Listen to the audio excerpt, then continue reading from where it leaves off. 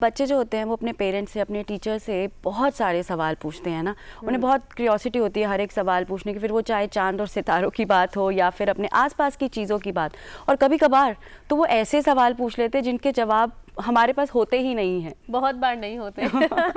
और तुमने बिल्कुल सही कहा, स्वाभाविक तौर पर तो हर बच्चा एक वैज्ञानिक ही होता है, क्योंकि एक वैज्ञानिक दृष्टिकोण होता है बच्चों के पास। अपने आसपास की चीज़ों को देखकर ना उनके अंदर एक अलग सी ही जिज्ञासा पनपती है, फिर चाहे वो कोई भी चीज़ हो।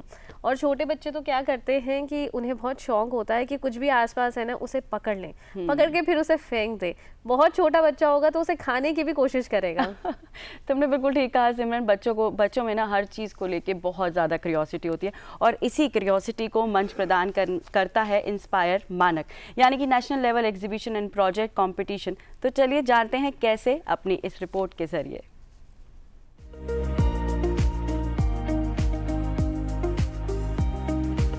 दिल्ली के इंदिरा गांधी इंडोर स्टेडियम में 9 एवं 10 अक्टूबर 2023 को 10वीं राष्ट्र स्तरीय प्रदर्शनी और परियोजना प्रतियोगिता NLEPC यानी inspire Manak million minds augmenting national aspirations and knowledge का आयोजन किया गया, जहां देश भर के स्कूलों के 441 चुने हुए छात्रों के इनोवेटिव आइडियाज को प्रदर्शित किया गया था।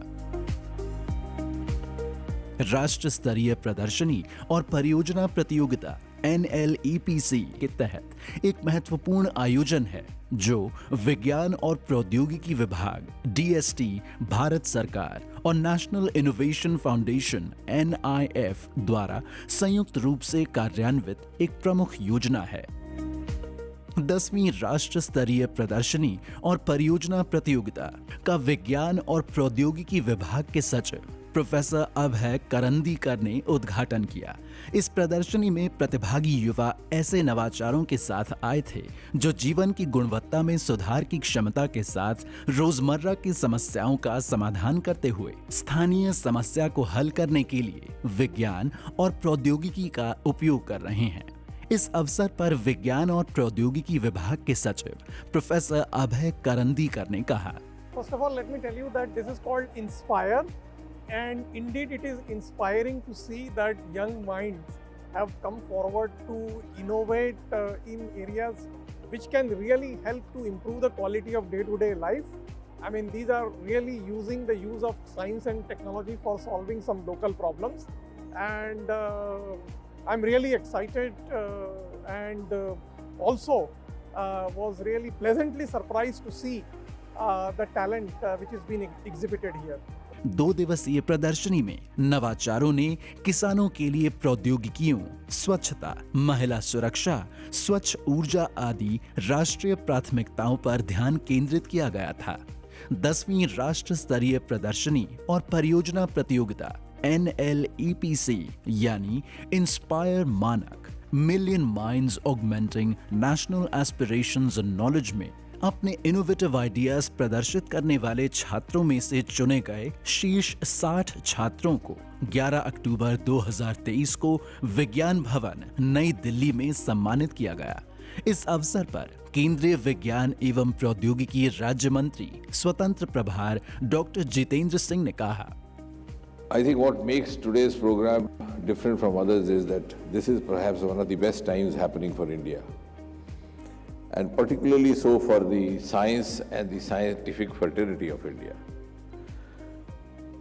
We've just now had a very successful G20 meet, which has placed India as one of the frontline nations, which has placed Prime Minister Modi as one of the tallest leaders, or possibly the tallest leader of the world.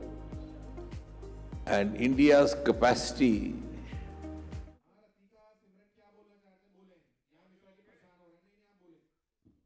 happened over the last few years, the most notably, incidentally, being the ones to which I also by default happened to be associated with.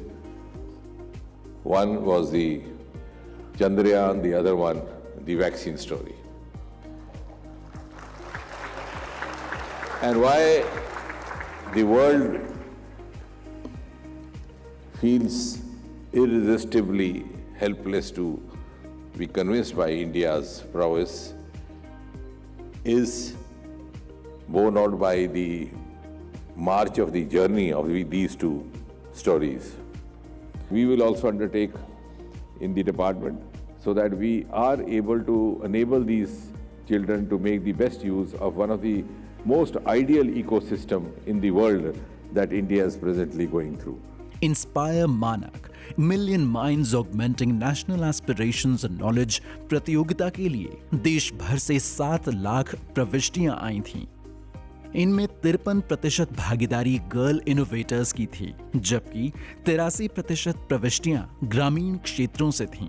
प्रदर्शनी में भाग लेने वाले लगभग 83% छात्र ग्रामीण परिवेश से थे और 72% भाग लेने वाले स्कूल राज्य एवं केंद्र शासित प्रदेश के सरकारी स्कूलों से थे। 440 प्रदर्शकों में से पुरस्कृत 60 युवा इनोवेटर्स 2047 तक भारत को एक वैश्विक तकनीकी केंद्र बनाने में योगदान देने के लिए अमृत काल में उस समय महत्वपूर्ण भूमिका निभाएंगे जब भारत अपनी स्वतंत्रता के 100 वर्ष पूरे करेगा।